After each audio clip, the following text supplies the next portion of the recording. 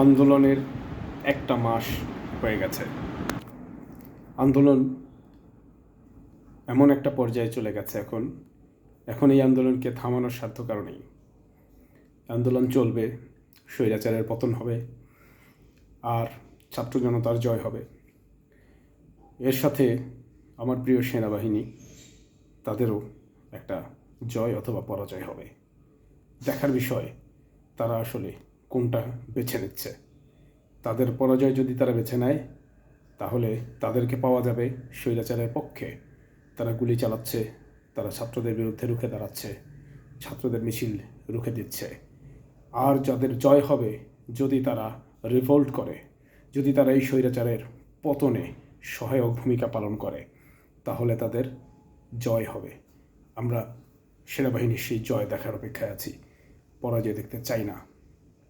অন্যদিকে হঠাৎ করেই সরকার দুই ধরনের আক্রোশ প্রকাশ করছে।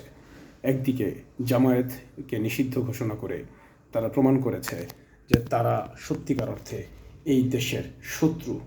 তারা এই সময়ে জামায়াতকে নিষিদ্ধ করার পরিবর্তে তাদের প্রয়োজন ছিল এই ছাত্রদের কাছে ক্ষমা চেয়ে তাদের সমস্ত দাবি মেনে নিয়ে পদত্যাগ করে এই দেশকে মুক্ত করা, হানাদার মুক্ত করা।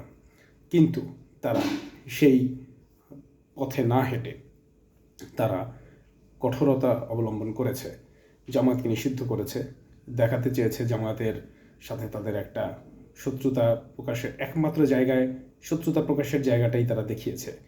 আর অন্যদিকে তারা তাদের পুলিশ এবং সেনাবাহিনীকে সঠিকভাবে সম্ভবত ব্যবহার করতে পারছে না। তারা আজকে নামিয়েছে যুবলীগ এবং ছাত্রলীগকে মাঠে, এবং তারা সরাসরি গুলি করছে।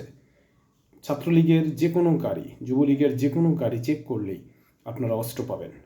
জনগণকে বলছি, আপনাদের উচিত এদের বিরুদ্ধে একাট্টা হয়ে গণধোলাই দিয়ে এদেরকে ধ্বংস করে দেয়া। এদেরকে আর ভয় পাবেন না।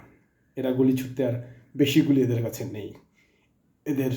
আপনারা যদি ভয় পান, ঘরে বসে থাকেন, তাহলে এই স্বৈরাচারের পতন আরও ত্বরান্বিত হবে, আরও দেরি হবে। স্বৈরাচারের পতন হতে আরও দেরি হবে। আর আপনারা যদি ঘরে বসে না থাকেন, আপনারা যদি নামেন, ছাত্রদেরকে সহায়তা করেন, আপনারা যদি নামেন এই আওয়ামী লীগ গুন্ডা পান্ডা বাহিনীকে আপনারা যদি গণধোলাই দেওয়া শুরু করেন, তাহলে অতি দ্রুতই পতন হয়ে যাবে এদের। আর এই পতন মানেই হচ্ছে আবার স্বাধীন হওয়া। কে ক্ষমতায় আসবে সেটা পরের বিষয়।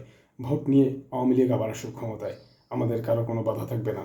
আপনাদের ভোটে আবার নিরপেক্ষ নির্বাচন হলে যে ক্ষমতায় আসবে, আমরা তাকেই আমাদের সরকার মেনে নেব। যদি আপনারা এখনও ঘরে বসেই থাকেন এবং ভাবেন যে আপনারা নিরাপদে আছেন, আপনাদের জন্য আপনারা নিরাপদ নেই, আপনাদের জন্য অনেক বড় বিপদ আসবে।